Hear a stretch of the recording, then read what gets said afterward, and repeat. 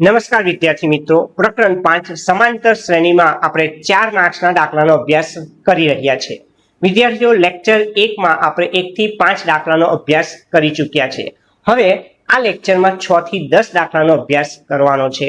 વિદ્યાર્થીઓ, પરીક્ષાલક્ષી દાખલા છે.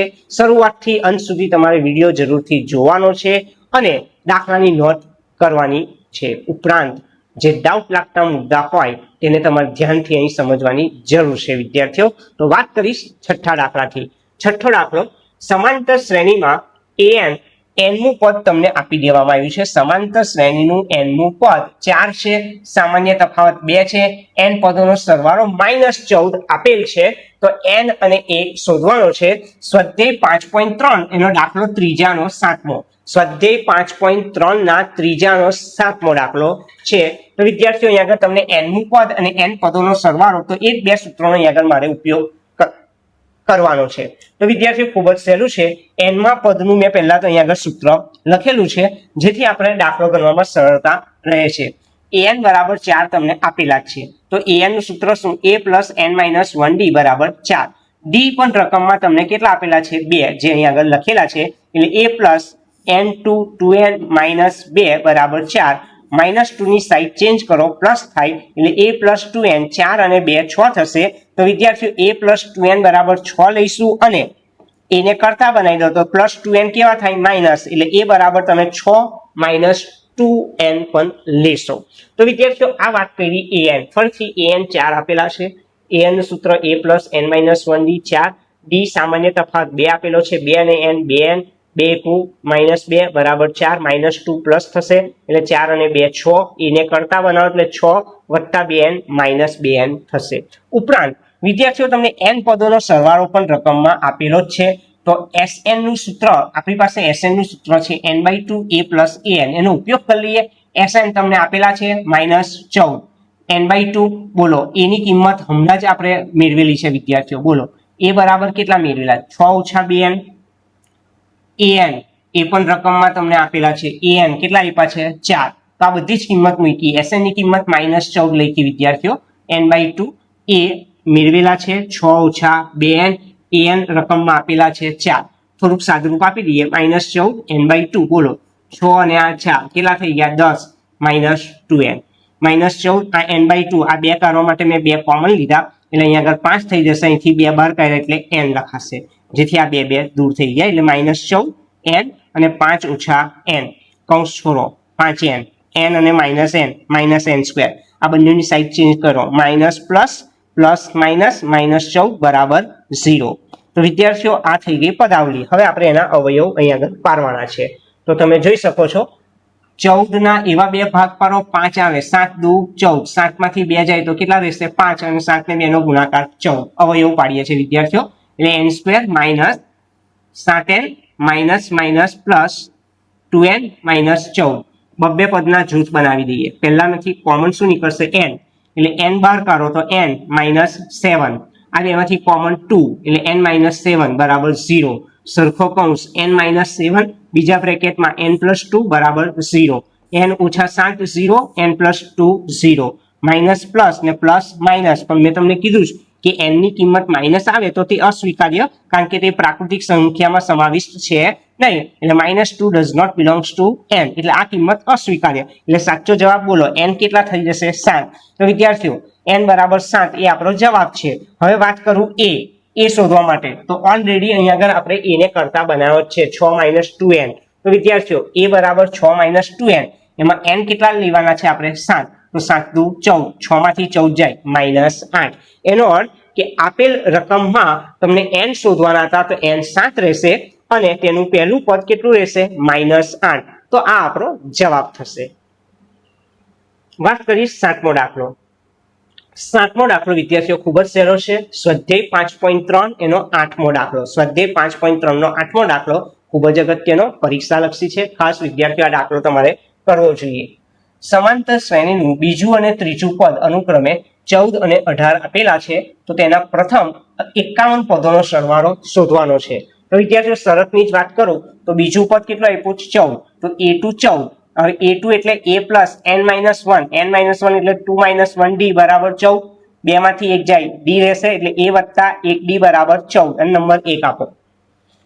ત્રીજું પદ 18 એટલે a3 18 છે તો a3 એટલે a પ્લસ n માઇનસ 1 એટલે 3 માંથી 1 જાય 2d બરાબર 18 લખાશે.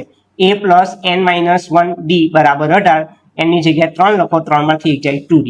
તો વિદ્યાર્થીઓ મારી પાસે સમીકરણ 1 છે અને 2 છે તો 2 માંથી 1 બાદ કરો, લોકની રીત કરી દઈએ. a પ્લસ 2d કેટલા છે 18 ને a પ્લસ d કેટલા છે 14, ચિહ્ન બદલો માઇનસ માઇનસ માઇનસ, a દૂર કરો આ 2d છે એમાંથી માઇનસ ડી જાય એટલે 2d માઇનસ ડી રહેશે 18 છે, 18 માંથી 14 જાય 4 રહેશે એટલે ડી ની કિંમત કેટલી આવી 4. એને કોઈ પણ એક સમીકરણમાં મૂકી દો. સમીકરણ 1 લીધું a વત્તા d 14 છે એમાં d 4 લખીશું તો ડી ની જગ્યાએ મેં કેટલા લખ્યા 4 તો પ્લસ 4 કેવા થાય માઇનસ એટલે 14 માંથી 4 જાય કેટલા વધે 10. એનો અર્થ કે પહેલું પદ મારી પાસે કેટલું આવી ગયું 10 છે અને સામાન્ય તફાવત કેટલો શોધ્યો મેં 4. હવે જે મારો પ્રશ્ન છે તેની વાત કરું. મારે n પદોનો એટલે 51 પદનો સરવાળો શોધવાનો છે તો Sn નું સૂત્ર n/2 2a plus n minus 1d 51 પદ એટલે n ની જગ્યાએ 51 લખી દો. બોલો a ની કિંમત કેટલી શોધી 10, n 51 ને d કેટલો શોધ્યો 4 તો 51/2 10 દુ 20, 51 માંથી 1 જાય 50 ગુણ્યા 4, 50 ચોક 200, 220 220 ને 51/2 તો 220 ને 2 વડે ભાગો તો 220 ભાગ્યા 2 કરો કેટલા આવશે 110 ને 110 નો કોની સાથે ગુણાકાર કરવાનો 51, 110 ને 51 નો ગુણાકાર કરો 56 10. એનો અર્થ કે 51 પદોનો સરવાળો 5610 મને આ દાખલામાં મળે છે. વિદ્યાર્થીઓ ખૂબ જ અગત્યનો પરીક્ષાલક્ષી આ દાખલો છે. આ દાખલાની પ્રેક્ટિસ તમારે વધારે કરવાની છે. વાત કરીશું વિદ્યાર્થીઓ આગળ આવો જ દાખલો એક બીજો છે એનો પણ આપણે અભ્યાસ કરવાનો છે. તો દાખલા નંબર 8 સ્વાધ્યાય 5.3 એનો 9મો દાખલો. 5.3 નો 9મો દાખલો. સમાંતર શ્રેણીના પ્રથમ 7 પદોનો સરવાળો 49 અને 17 પદોનો સરવાળો 289 છે તો પ્રથમ n પદોનો સરવાળો શોધવાનો. વિદ્યાર્થીઓ ફરીથી કહું આ બંને દાખલા ખૂબ જ અગત્યના ખાસ તમારે કરવા જ જોઈશે. તો શરૂઆત કરું વિદ્યાર્થીઓ. પદોનો સરવાળો n પદોનો સરવાળોનું સૂત્ર Sn બરાબર n/2 કૌંસમાં 2a plus n minus 1d આ સૂત્રનો ઉપયોગ કરવાનો છે. પહેલી શરત 7 પદોનો સરવાળો આપેલો છે વિદ્યાર્થીઓ. 7 પદો એટલે S7 તો અહીં 7/2 2a n ની જગ્યાએ 7 minus 1 into d. 7 પદોનો સરવાળો 49 આપેલો છે એટલે 7/2 2a 6d 7 માંથી જાય 6d. આ 7/2 રવા દીધા, આમાંથી 2 કોમન લઈ લીધા એટલે કૌંસમાં a plus 3d મેં લખેલા છે. 2 કટ કર્યા એટલે 7 કૌંસમાં a વત્તા 3d. 7 ની સાઈડ ચેન્જ કરો છેદમાં જાય એટલે 49 છેદમાં 7 લખી શકશો a plus 3d એટલે a plus 3d 49 ભાગ્યા 7 મળી જાય. આ સમીકરણ 1. આ જ રીતે વિદ્યાર્થીઓ 17 પદો માટે પણ ગણવાનું છે તો તમે ધ્યાન આપજો. n ની જગ્યાએ 17 લખું તો S17 તો 17 છેદમાં 2 2a plus 17 ઓછા 1d લખાશે તો S17 17 પદોનો સરવાળો 289 17/2 2a 17 માંથી 1 જાય 16d. વિદ્યાર્થીઓમાંથી 2 કોમન કાઢ લો એટલે a 8d 2 કટ કરી દો 17 a વત્તા 8d 17 ની સાઈડ બદલો છેદમાં જાય 289 ભાગ્યા 17 a વત્તા 8d 289 ભાગ્યા 17 રહેશે એટલે a વત્તા 8d કેટલા મળશે 17.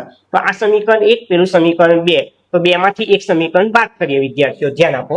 a વત્તા 8d કેટલા છે 17 ને a વત્તા 3d 7 ચિહ્ન બદલો માઇનસ માઇનસ માઇનસ a ઉડાવી દો કેટલા d છે 8d minus 3d 5d 17 minus 7 10 તો 10 છેદમાં 5 કેટલા આવશે 2 તો d ની કિંમત 2 આવશે.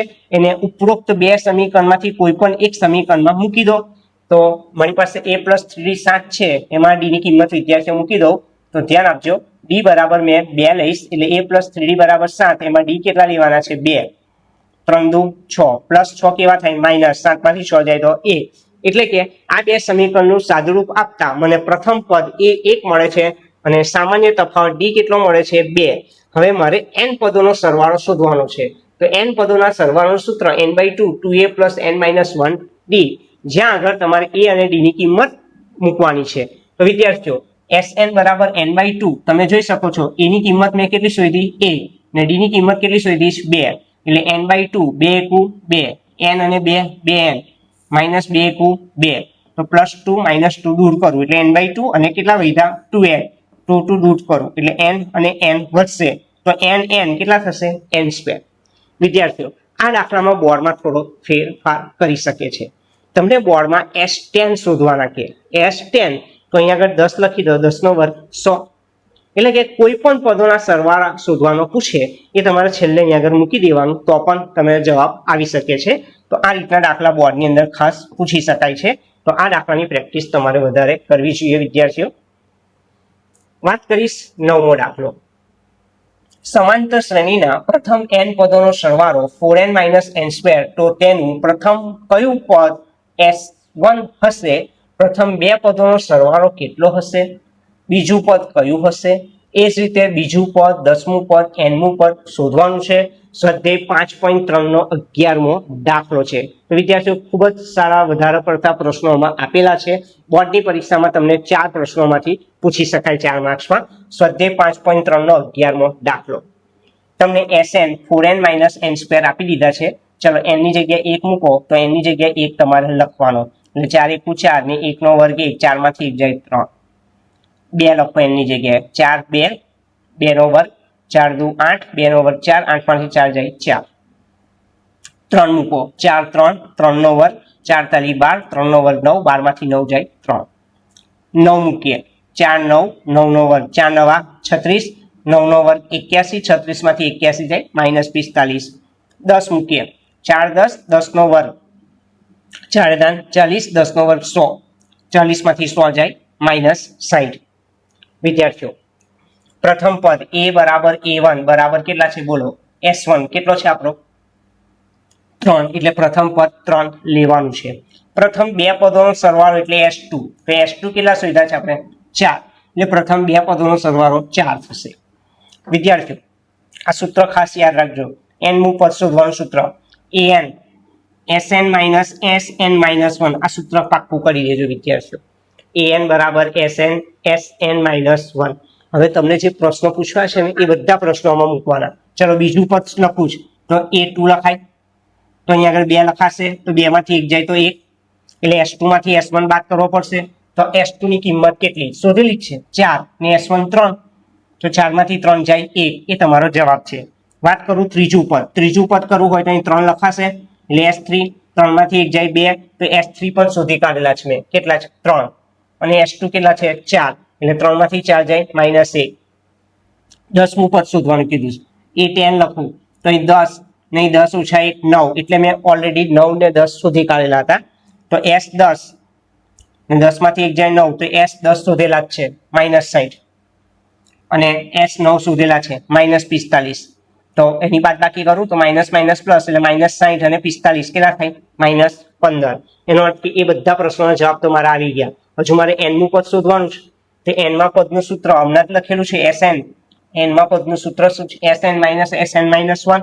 પણ Sn તો રકમમાં જ આપેલા જ ને, 4n - n2. હવે શું કરવાનું? આ n દેખાય છે એની જગ્યાએ n - 1 મૂકી દો. એટલે આ પણ n ની જગ્યાએ n - 1 છે. તો આ n ની જગ્યાએ શું લખાશે? આ n ની જગ્યાએ શું લખાશે? એનો અર્થ કે આ Sn છે. તો Sn - 1 ની કિંમત આ થશે.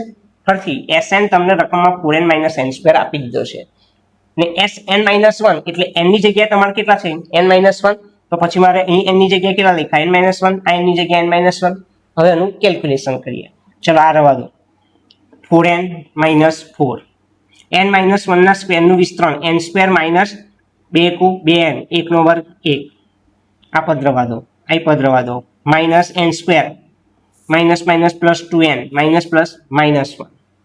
કૌંસ છોડો. 4n - n² -4n -+4 -+n² -+2n -+1. જે પદ પ્લસ માઇનસ છે તે કાર્ય કરો. તો રહ્યું કયું પદ? -2n.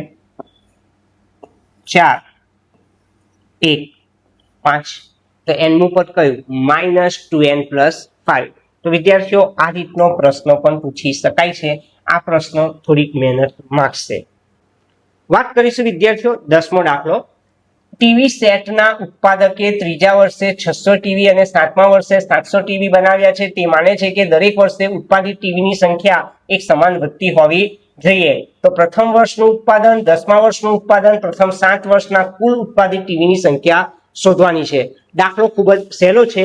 આ દાખલો ઉદાહરણ નંબર 16 જે માર્ચ 2024 બોર્ડમાં પૂછવામાં આવ્યો હતો. તો વિદ્યાર્થીઓ સૌપ્રથમ તો ધારી લઈશું કે ધારો કે nમા વર્ષે ઉત્પાદિત ટીવીની સંખ્યા an છે. nમા વર્ષે ઉત્પાદિત ટીવીની સંખ્યા an છે. તો પહેલો મુદ્દો શું છે? ત્રીજા વર્ષે ઉત્પાદિત ટીવીની સંખ્યા કેટલી છે? 600 છે. એટલે કે A3 600. તો an નું સૂત્ર શું? a + n-1d. તો n 3 લખું તો 3 માંથી 1 જાય કેટલા દે? 2d દે. એટલે A3 600. A3 એટલે a + 2d. તો એના બરાબર 600. આ સમીકરણ 1 થશે. 7મા વર્ષે ઉત્પાદિત ટીવીની સંખ્યા 700 રકમમાં આપેલું છે. 7મા વર્ષે ઉત્પાદિત ટીવીની સંખ્યા 700 છે. એટલે કે A7 700 છે. A7 એટલે a + 7 - 1. 7 - 1 એટલે 6d. એટલે a + 6d તમને કેટલા આપેલા છે? 700. તો વિદ્યાર્થીઓ સમીકરણ 1 અને સમીકરણ 2 નું હવે આપણે સાદુરૂપ આપીએ. તો સમીકરણ 1 મારી પાસે a + 2d 600 છે. સમીકરણ 2 a + 6d 700 છે. તો a + 6d 700 અને a + 2d 600 લખ્યા. ચિહ્ન અહીંયા આગળ બદલી કાઢું. માઇનસ માઇનસ માઇનસ એ દૂર કરવાના.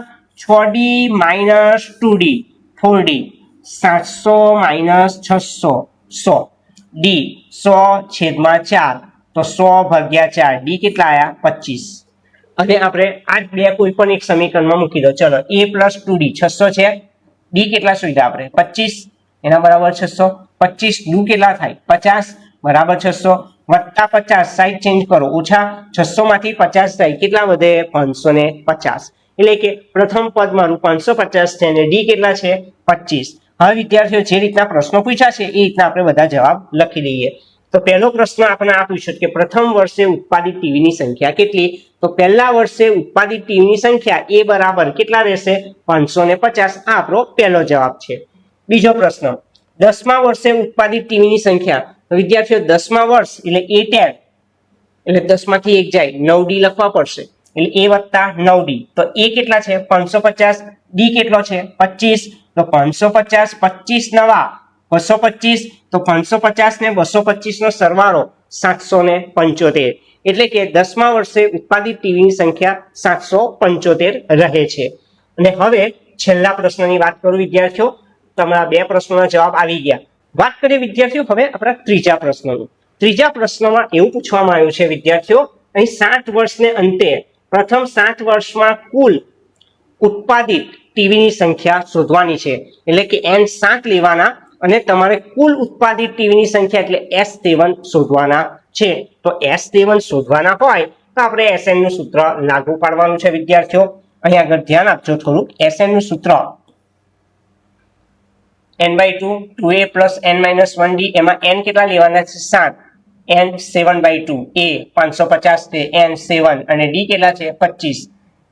આપણી પાસે બધી કિંમત આવેલી જ છે વિદ્યાર્થીઓ. જોઈ શકો તમે. a 550 છે, d 25 છે. એ મેં કિંમત અહીં મૂકી છે. a 550 લીધા, d 25 અને n 7મા વર્ષ માટે પ્રશ્ન પૂછેલો છે. એટલે 7/2 550 ને 2 સાથે ગુણાકાર 1100 થાય. 7 માંથી 1 જાય 6 અને 25. 25 નો 6 સાથે ગુણાકાર 150 મળશે. એટલે 7/2 1100 વત્તા 150 કેટલા થાય? 1250. 1250 ને 2 વડે ભાગવું તો કેટલા મળશે? 625. વિદ્યાર્થીઓ 7 અને 625 નો ગુણાકાર કરશો તો 4375 મળશે.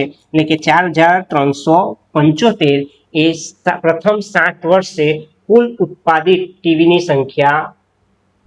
પ્રથમ 7 વર્ષમાં કુલ ઉત્પાદિત ટીવીની સંખ્યા. તો એ આપણો જવાબ છે 4375. તો વિદ્યાર્થીઓ આ લેક્ચરમાં પણ આપણે 6 થી 10 એટલે કે કુલ 5 દાખલાનો અભ્યાસ કર્યા છે. એટલે ટોટલ આપણે 4 ગુણના 10 દાખલાનો અભ્યાસ કરી ચૂક્યા છે. વિદ્યાર્થીઓ આ વિડીયો જો તમને પસંદ આવ્યો હોય તો આ વિડીયોને જરૂરથી તમારે લાઈક કરવાનો છે. સાથે સાથે તમારા વિદ્યાર્થી મિત્રો અને સ્નેહી સંબંધોને આ વિડીયો શેર કરવાનું ભૂલાય નહીં અને અમારી ચેનલને સબસ્ક્રાઇબ કરજો.